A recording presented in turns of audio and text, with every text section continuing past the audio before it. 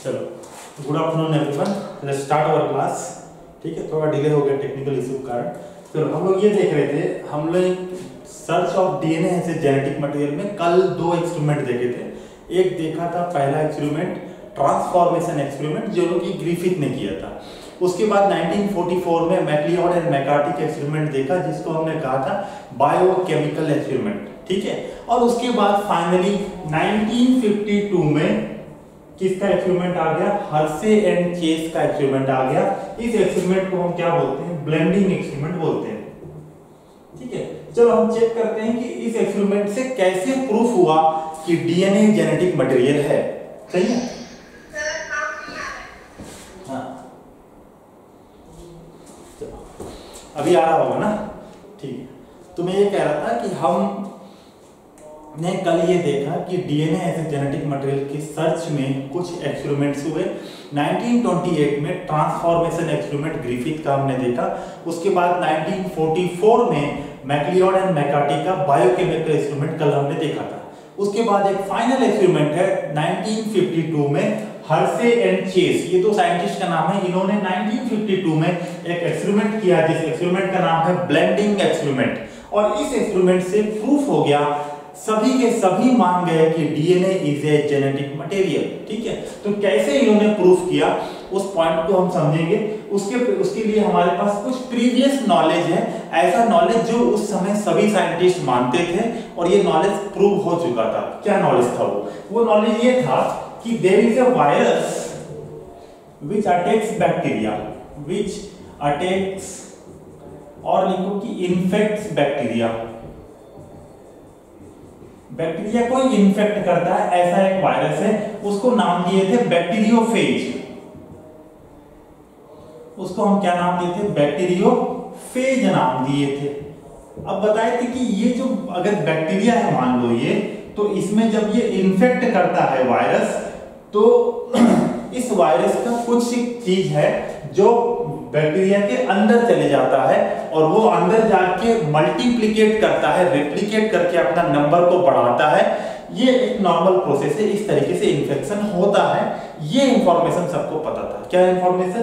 कि bacteriophage is a virus which attacks infects bacteria and during the infection something goes in, कुछ तो अंदर जाता है और वही क्या है? जेनेटिक मटेरियल है। ये सबका कहना है, जो अंदर जाता है वही क्या है?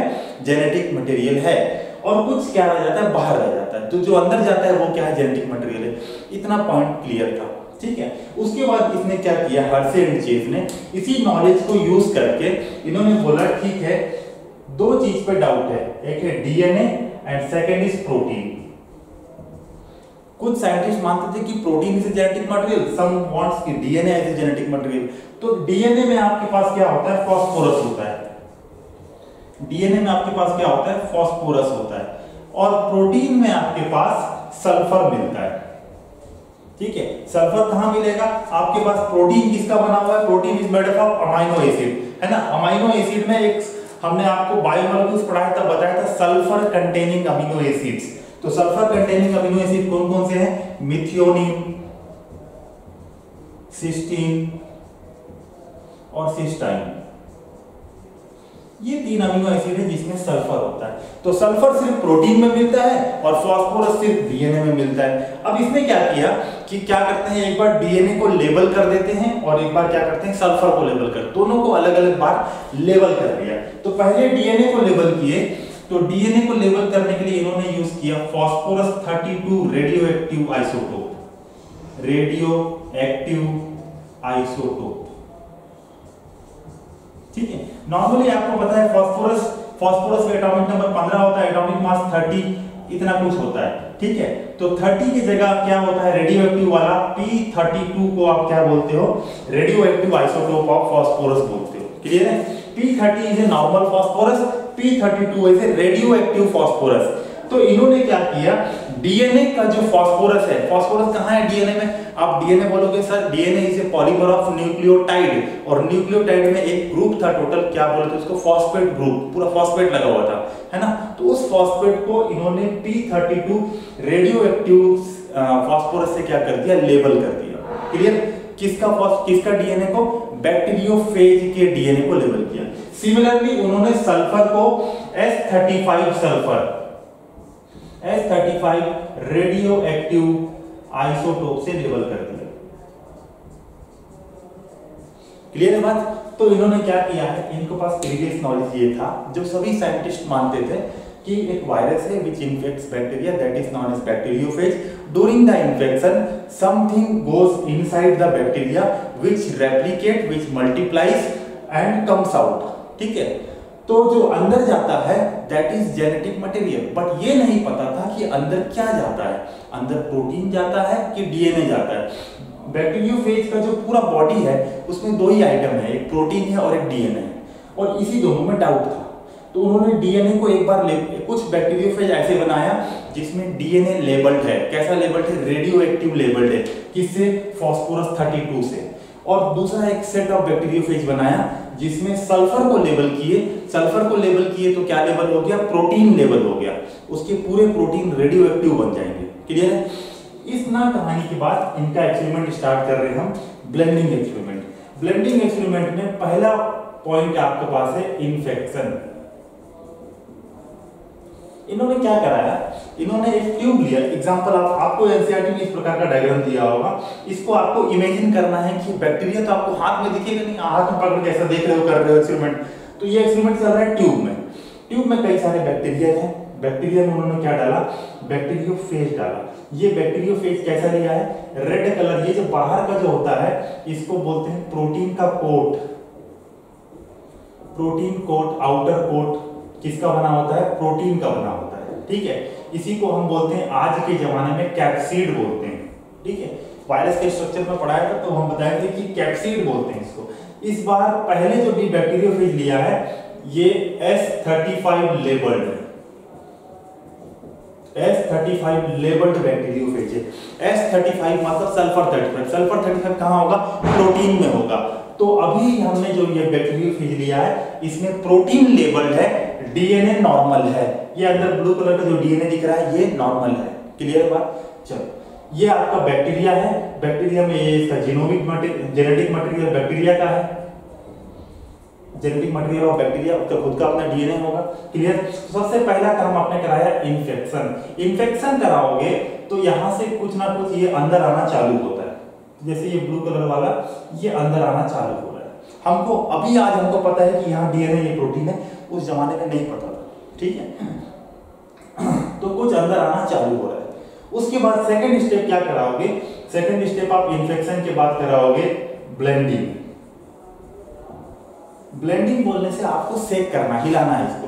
तो क्या हो रहा है बेसिकली, जब ये अपने बैक्टीरियोफेज इसके टेल से सेल वॉल के ऊपर अटैच होता है। ये बैक्टीरिया, ये इसका टेल है, टेल से अटैच हुआ। अटैच होने के बाद में जेनेटिक मटेरियल अंदर घुस जाता है बैक्टीरिया में और कुछ पोर्शन बाहर रह जाता है। ठीक है, तो अपन जो ये बाहर रह जा रहा है इसको हमको क्या करना है? बैक्टीरिया के सेल वॉल से उसको हटाना है। तो जैसे अपने बॉडी के ऊपर कुछ मक्खी अगर हिलाती है तो वो उड़ जाता है, वैसे ही इसको हिलाओगे तो ये जो बैक्टीरियोफेज का जो आउटर कोट जो ऊपर रह गया है वो क्या हो जाएगा? सेल सरफेस से अलग हो जाएगा। ठीक है, तो एग्जांपल ये सब ट्यूब में चल रहा है। तो ट्यूब में यहाँ पे लिक्विड था और इसी लिक्विड में क्या है? बैक्टीरिया है, और इसी बैक्टीरिया में यहाँ पे बैक्टीरियोफेज इन्फेक्शन चल रहा है। अभी ये जो लिक्विड में क्या हो गया? इस बैक्टीरिया के अंदर में जेनेटिक मटेरियल जा चुका है और ये बैक्टीरियोफेज का जो बॉडी जो ऊपर वाला जो बचा पोर्शन है वो पानी में अभी तैर रहा है। क्लियर है? आपने हिला दिया, बैक्टीरिया के सेल वॉल के ऊपर से बैक्टीरियोफेज डिटैच हो गया। आप देख रहे हो यहाँ मैंने सेल सरफेस को टच करके बनाया था, यहाँ पे सेल सरफेस से ऊपर बनाया। क्लियर है? तीसरा स्टेप ब्लेंडिंग कंप्लीट हो गया। बैक्टीरियोफेज का जो आउटर कोट था वो सेपरेट हो गया आपके बैक्टीरिया से। बैक्टीरिया फ्री है। बैक्टीरिया के अंदर जेनेटिक मटेरियल ऑफ बैक्टीरियोफेज घुस चुका है। जेनेटिक मटेरियल ऑफ बैक्टीरियोफेज, ठीक है, घुस चुका है। अब तीसरा स्टेप आपको क्या करना है? सेंट्रीफ्यूगेशन। ठीक है, सेंट्रीफ्यूगेशन कराना है। फिजिक्स में आप पढ़ते होगे सेंट्रीफ्यूगल फोर्स, रस्सी घुमाने वाला एक्सपेरिमेंट पढ़ते होगे। तो आउटसाइड जो फोर्स लगता है वो सेंट्रीफ्यूगल फोर्स बोलते हैं ना। तो उसी मैकेनिज्म पे एक मशीन होता है जिसमें आप क्या करते हो? ट्यूब लगाए, उस ट्यूब को उसमें लगाएंगे और उसमें रोटेशन करा के स्पीड से घुमाते हैं तो जो हैवी होता है वो नीचे बैठ जाता है और जो हल्का होता है वो ऊपर रह जाता है। क्लियर है? उसी प्रोसेस को आप क्या कहते हो? सेंट्रीफ्यूगेशन कहते हो। तो सेंट्रीफ्यूगेशन जब आपने कराया तो ये आपके पास आपका ये ट्यूब है। इस ट्यूब में जो बैक्टीरिया है वो क्या है बेटा? हैवी है। तो बैक्टीरिया यहाँ पे पैलेट के फॉर्म में ये इकट्ठा होकर नीचे जम जाएंगे। इसको जो जम गया नीचे आके सेटल हो गए हैं इसको आप बोल रहे हो पैलेट। इसको आप क्या बोल रहे हो? पैलेट बोल रहे हो। और जो ऊपर लिक्विड वाला पोर्शन है और जिसमें ये जो खोखा है, ये जो बॉडी का कोट है, आउटर कोट, ये तैर रहा है, ये इसी में तैर रहा है ऊपर में। ठीक है? तो ये जो लिक्विड और ये ऊपर वाला खोखा जो यहाँ दिख रहा है, इस पूरे पोर्शन को सुपरनेटेंट बोलते हैं। ठीक है? इस पूरे पोर्शन को क्या बोलते हैं? सुपरनेटेंट। और जो सेटल डाउन हो गया, जो हैवी था, नीचे जाके चिपक के जमा हो गया है सेंट्रीफ्यूगेशन के बाद, उसको आप क्या बोल रहे हो? पैलेट बोल रहे हो। तो पैलेट में क्या होगा? पैलेट में बैक्टीरिया होगा सर, क्योंकि बैक्टीरिया हैवी था और बैक्टीरिया के अंदर क्या जेनेटिक मटेरियल और बैक्टीरियोफेज घुस गया था। क्या घुस गया था? तो अपन लिख रहे हैं कि पैलेट में बैक्टीरिया है plus genetic material of bacteriophage. Point clear है? सुपरनेटेंट में क्या है? सुपरनेटेंट में आपके पास लिक्विड है जिसमें आपका पूरा एक्सपेरिमेंट चल रहा है और इस लिक्विड के साथ में आउटर कोट जो बाहर रह गया था वो कोट यहाँ प्रेजेंट है।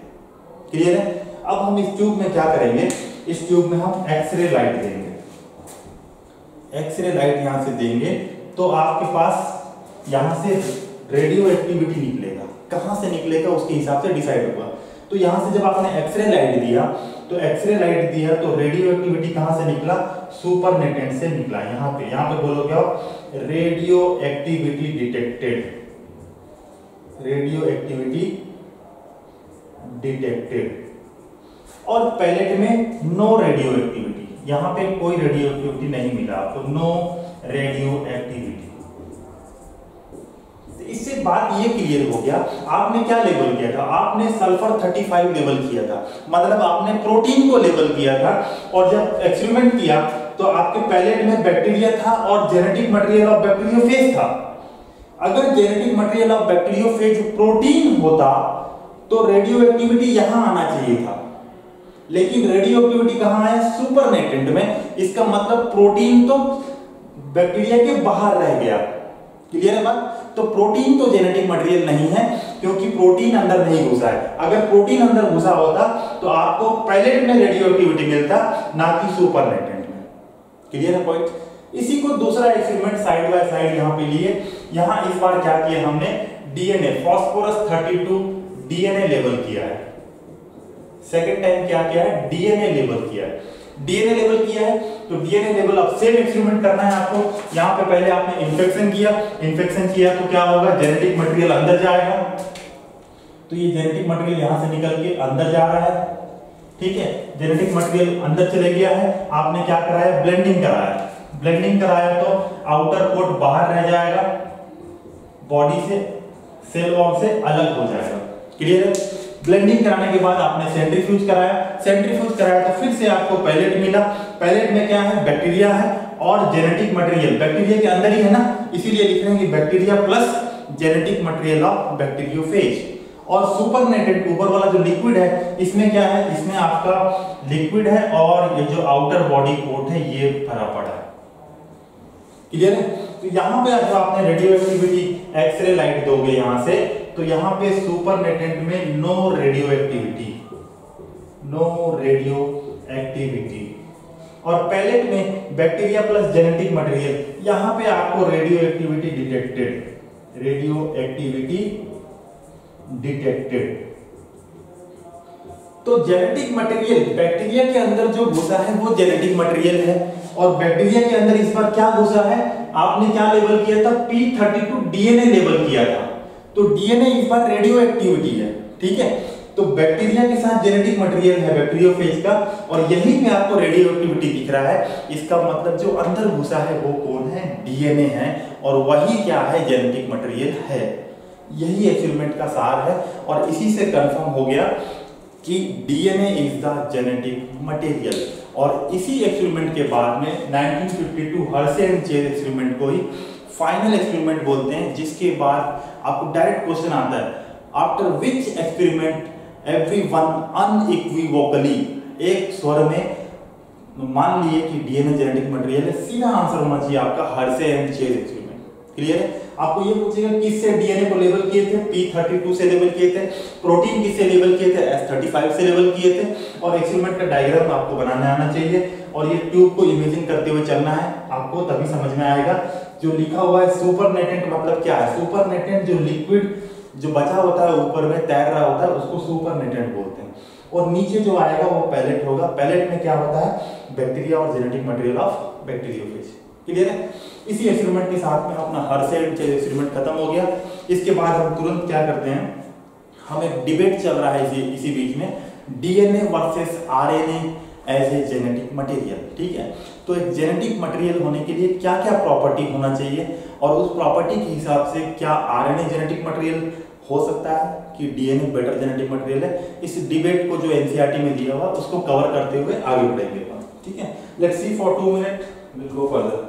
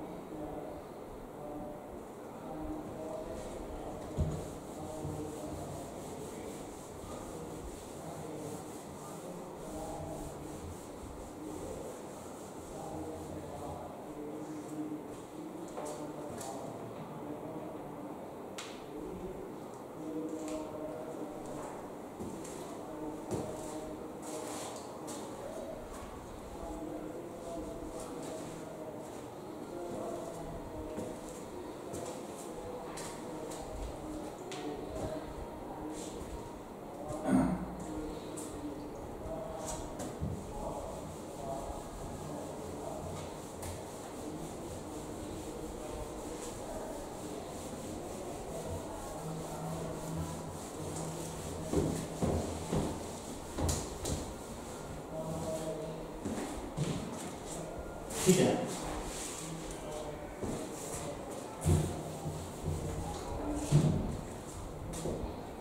DNA versus RNA.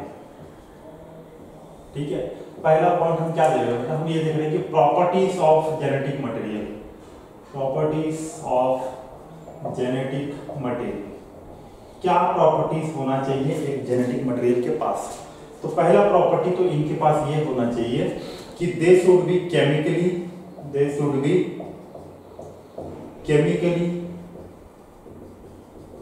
And structurally stable. Chemically and structurally क्या होना चाहिए? स्टेबल होना चाहिए। केमिकली रिएक्टिव नहीं होना चाहिए, किसी के साथ रिएक्शन कर रहा है ऐसा नहीं होना चाहिए। अगर रिएक्शन कर रहा है that is not good genetic material. Structure stable नहीं है, सेम स्ट्रक्चर कंटिन्यू नहीं रहता है, कभी बदल जाता है, तो वो स्टेबल स्ट्रक्चर नहीं है। ठीक है, सेकेंड पॉइंट,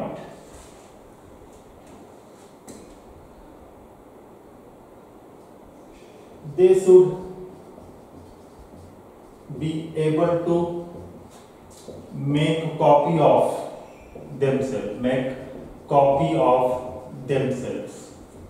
उनको खुद का कॉपी बनाने आना चाहिए। जैसे कि उसी को हम क्या बोलते हैं? रेप्लिकेशन बोलते हैं। इसी चीज को हमको आगे भी पढ़ना है कि रेप्लिकेशन कैसे होगा, कैसे डीएनए से डीएनए बनता है, कैसे डीएनए से डबल डीएनए। जब भी सेल डिवाइड होगा तो आपको उस दूसरे सेल को भी डीएनए देना पड़ेगा, तो रेप्लिकेट करने आना चाहिए, कॉपी करने आना चाहिए। तीसरा पॉइंट ये है कि they should provide the scope for slow changes that is mutation. क्या होना चाहिए? म्यूटेशन। म्यूटेशन होके स्लो चेंजेस होना चाहिए, और स्लो चेंजेस होगा तभी क्या होगा, आपके पास इवोल्यूशन होगा। तभी क्या होगा, इवोल्यूशन होगा, तभी विकास होगा, तभी ऑरिजिन ऑफ न्यू स्पीसीज होगा। जो अगला चैप्टर हमको पढ़ना है इवोल्यूशन। इवोल्यूशन कैसे होगा, म्यूटेशन से होगा। कैसा चेंजेस होता है, स्लो चेंजेस होता है। क्लियर है। और फोर्थ पॉइंट है कि they should be able to express themselves. They should be able to express themselves in the form of Mendelian character, in the form of Mendelian character।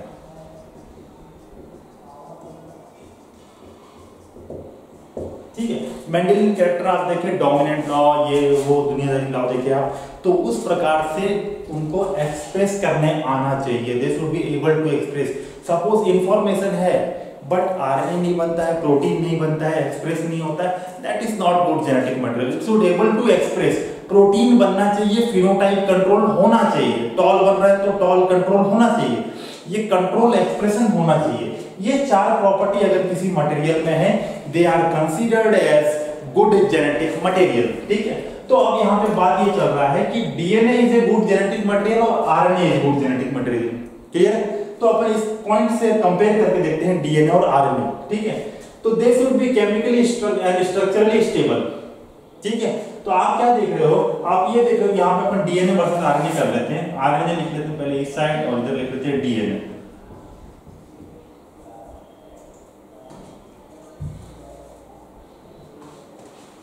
RNA, तो RNA आप ये देख रहे हो कि यार ये सिंगल स्ट्रैंडेड है। ये कैसा है, सिंगल स्ट्रैंडेड है। और डीएनए कैसा है, डबल स्ट्रैंडेड है। ठीक है, डबल स्ट्रैंडेड है। यहां पे कंप्लीमेंट्री बेस पेयरिंग है, कंप्लीमेंट्री बेस पेयरिंग है। इसका मतलब ये है कि अगर यहाँ पे ए है, यहाँ टी है, यहाँ जी है, यहाँ सी है, तो दूसरे बाजू वाले स्ट्रैंड में यहाँ पे टी है, यहाँ पे ए है, यहाँ सी है, यहाँ जी है, ये कंप्लीमेंट्री बेस पेयरिंग है। ठीक है, जबकि आरएनए में सिंगल स्ट्रैंडेड है, यहाँ पे नो कंप्लीमेंट्री बेस पेयरिंग, यहाँ पे कंप्लीमेंट्री बेस पेयरिंग नहीं है।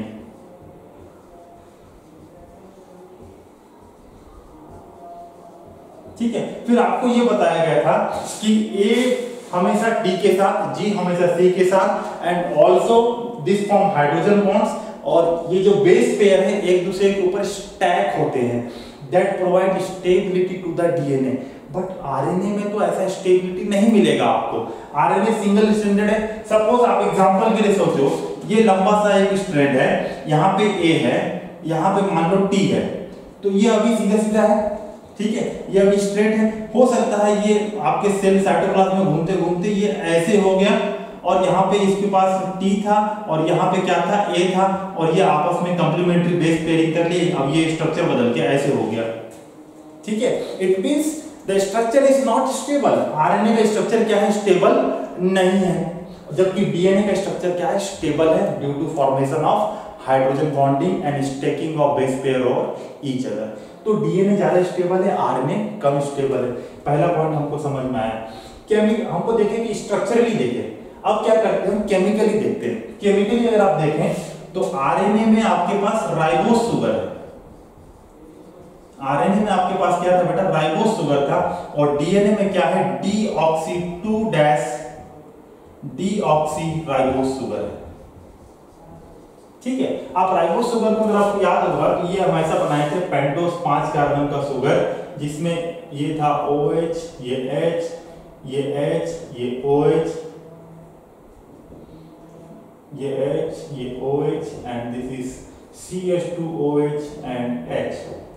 ठीक है, आप देख रहे हो कि यार कार्बन नंबर 1, कार्बन नंबर 2 में क्या है, हाइड्रोक्सिल ग्रुप है। कौन सा ग्रुप है, हाइड्रोक्सिल ग्रुप है। और इस हाइड्रोक्सिल ग्रुप में इस ऑक्सीजन के ऊपर लोन पेयर प्रेजेंट हैं। क्या प्रेजेंट है, लोन पेयर। जो केमिस्ट्री में लोन पेयर्स आप पढ़े होंगे, इलेक्ट्रॉन की जोड़े को क्या बोलते हैं, लोन पेयर्स बोलते हैं। ये इलेक्ट्रॉन है। अब इस इलेक्ट्रॉन को कहीं भी पॉजिटिव चार्ज दिख गया किसी भी मॉलिक्यूल पे, तो ये इसके साथ रिएक्शन कर लेता है। इसके साथ क्या कर लेता है, रिएक्शन कर लेता है। तो यार ये तो केमिकली स्टेबल नहीं है, ये तो रिएक्टिव है। क्यों रिएक्टिव है? Due to presence of hydroxyl group on the second position, और ऑक्सीजन में लोन पेयर होने के कारण this becomes reactive and this ribose sugar is not chemically stable. और राइबोस शुगर किस में है आपके पास? आरएनए में है। Because of this become chemically unstable. Ribose sugar chemically unstable क्यों? Due to presence of OH group on carbon number 2। जबकि डीऑक्सीराइबोस शुगर में आपने यही किया था कि सेकंड पोजीशन से ऑक्सीजन को निकाल दिया था, ठीक है। तो ये ऑक्सीजन निकाल दिए तो कोई लोन पेयर नहीं है, लोन पेयर नहीं है तो ये रिएक्टिव नहीं है, रिएक्टिव नहीं है तो ये मोर स्टेबल है, ठीक है। तो यहाँ पे फिलहाल ये राइबोस शुगर लिखी है अपन, तो वापस वो लगा देते हैं राइबोस। क्लियर है? सेकंड पॉइंट, केमिकली क्या क्या चेंजेस हुआ, ठीक है। आप देखो आरएनए से धीरे इनिशियल ये पक्का है कि RNA was the first genetic material, but slowly RNA converted into DNA. Evolution होते होते आरएनए किस में कन्वर्ट हो गया? डीएनए में कन्वर्ट हो गया। कैसे कन्वर्ट हुआ? सिंगल स्ट्रैंडेड से डबल स्ट्रैंडेड बन गया, पहला बात ये हुआ स्ट्रक्चरल मॉडिफिकेशन। उसके बाद कुछ केमिकल मॉडिफिकेशन भी हुए। क्या हुए? Ribose sugar converted into deoxyribose sugar. And third, तीसरा पॉइंट ये लिख रहे हैं अपन, here RNA, here DNA. Third is in place of यहां पे क्या प्रेजेंट है? यूरेसिल प्रेजेंट है। यूरेसिल आप क्या बोलते हो? आरएनए में AUGC प्रेजेंट होता है ना, तो U मींस यूरेसिल, और यहां पे क्या प्रेजेंट होता है? ATGC थाइमिन प्रेजेंट होता है। ये भी बदलाव हुआ है, थाइमिन प्रेजेंट। थाइमिन क्या है बेटा? This is more फोटोस्टेबल,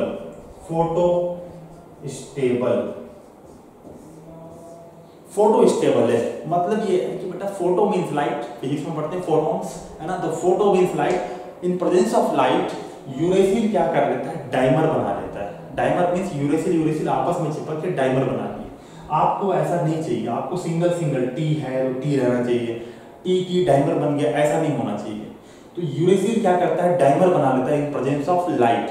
but thymine का जो स्टेबिलिटी है वो ज़्यादा है, ये डाइमर जल्दी नहीं बनाता है। तो आपने क्या किया? आरएनए में यूरेसिल को हटा के धीरे से थाइमिन लगाया और क्या बना लिया? डीएनए बना लिया। तो these three different modification took place and RNA converted slowly into the DNA during the evolution. Evolution होते होते सिंगल स्ट्रैंडेड से डबल स्ट्रैंडेड बने। राइबोस शुगर केमिकली रिएक्टिव था, आपने हटा के डीऑक्सीराइबोस शुगर बनाया। यूरेसिल फोटोस्टेबल नहीं था, आपने यूरेसिल को हटा के थाइमिन लगाया व्हिच वाज मोर फोटोस्टेबल, ज्यादा फोटोस्टेबल था, आपने ये लगाया। और ऐसे करके आपका डीएनए क्या बन गया? जेनेटिक मटेरियल बन गया and it is chemically and structurally more stable. Clear है पॉइंट? ठीक है, इतना पॉइंट अगर क्लियर है तो यहाँ पे एनसीईआरटी के इसी पूरे पैराग्राफ में एक लाइन दिया हुआ है, इस बात को समझते हैं। आपको बोल रहा है कि DNA is better choice of genetic material. कब है बेटर चॉइस? कब होगा? जब आपको इंफॉर्मेशन को स्टोर करना है, इंफॉर्मेशन को स्टोर करना है तो DNA is the better genetic material. आप क्या चाहते हो? इंफॉर्मेशन कहाँ है? डीएनए में। डीएनए में क्या है? जीन्स है, और जीन से क्या बनता है? प्रोटीन बनता है। तो जो इंफॉर्मेशन है डीएनए में है, तो डीएनए में जो इंफॉर्मेशन है उसमें बदलाव नहीं होना चाहिए, वो चेंज नहीं होना चाहिए, information same to same intact रहना चाहिए। तो आप बोले कि डीएनए ज्यादा स्टेबल है, आप ये पूरा चार्ट देख के क्या समझे कि DNA is chemically and structurally more stable, तो वहां पे परेशानी नहीं होगा। अगर आप इंफॉर्मेशन स्टेबल चाहते हो लंबे समय के लिए तो आप क्या बेटर जेनेटिक मटेरियल होगा? डीएनए। क्लियर है? और एक चीज आप ये समझो कि डीएनए से आरएनए बनता है, डीएनए से क्या बनता है? आरएनए, और आरएनए से प्रोटीन बनता है। आरएनए से क्या बनता है? प्रोटीन बनता है। और आपको जेनेटिक्स चैप्टर में बताया था मैं, यही प्रोटीन है जो फिनोटाइप को कंट्रोल करेगा। एक्सप्रेशन जो है कैरेक्टर का वो किसके कारण है? प्रोटीन के कारण है फाइनली, है ना। तो ये प्रोटीन ही कंट्रोल करता है। तो अगर आप एक्सप्रेशन के हिसाब से देखें कि कौन सा बेटर जेनेटिक मटेरियल है बेस्ड ऑन द एक्सप्रेशन, तो आप क्या बोलोगे? RNA. RNA is better genetic material in terms of expression. ये दोनों पॉइंट भी याद रखना आपको। RNA is better genetic material based on expression. देखो आपको एक्सप्रेस करना है मींस आपको प्रोटीन बनाना है, तो आप देखो डीएनए से आरएनए बनता है और आरएनए से प्रोटीन बनता है। तो अगर आपको प्रोटीन ही बनाना है तो क्यों ना आप आरएनए रखो, डायरेक्ट प्रोटीन बन जाएगा। आप डीएनए रखोगे, डीएनए से फिर आरएनए बनाओगे, घुमा के फिर आरएनए से प्रोटीन बनेगा। तो एक्सप्रेशन के हिसाब तो भी सीधा आप आरएनए रखो ना, सीधा जेनेटिक मटेरियल एक्सप्रेशन हो जाएगा, better genetic material based on the expression. But if you want to store information को लंबे समय के स्टोर करना चाहते हो तो बेटर जेनेटिक मटेरियल कौन सा है? डीएनए।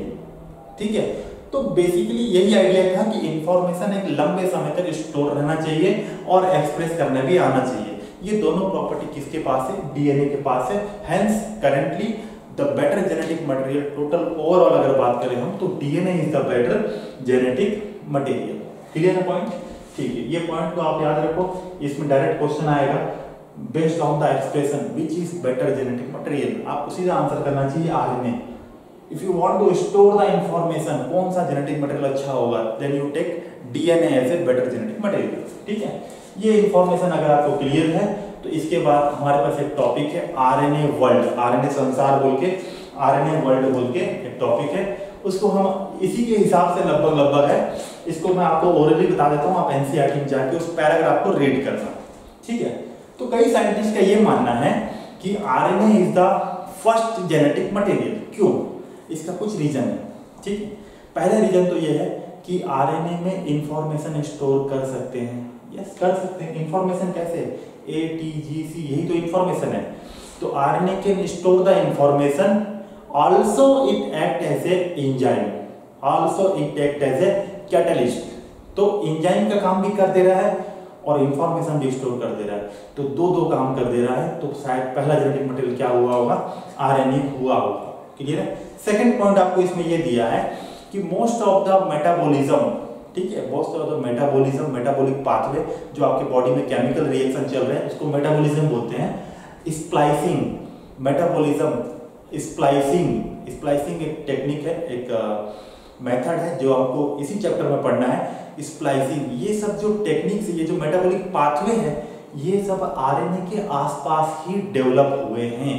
तो डेवलपमेंट अगर आरएनए के पास हुआ है तो हो सकता है कि आरएनए ही क्या है? पहला जेनेटिक मटेरियल है।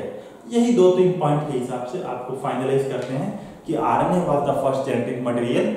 Then slowly some chemical evolution takes place, जिसमें single standard converted to double standard, ribose sugar converted deoxyribose, uracil was replaced by thymine and RNA converted into DNA. ठीक है, तो यही आपका यहां तक का टॉपिक था। इसके बाद हम कल central dogma of life, DNA to RNA, RNA to protein, ये एक बार सेंट्रल डोग्मा क्या है इसको देखेंगे। और उसके बाद हम रेप्लिकेशन ऑफ डीएनए, मतलब सेंट्रल डोग्मा का पहला पार्ट, रेप्लिकेशन कैसे होगा, ठीक है, उसका क्या मेथड है, उसको डिटेल में देखते हुए आगे बढ़ेंगे चैप्टर में। ठीक है, thank you for today's class, let's meet tomorrow.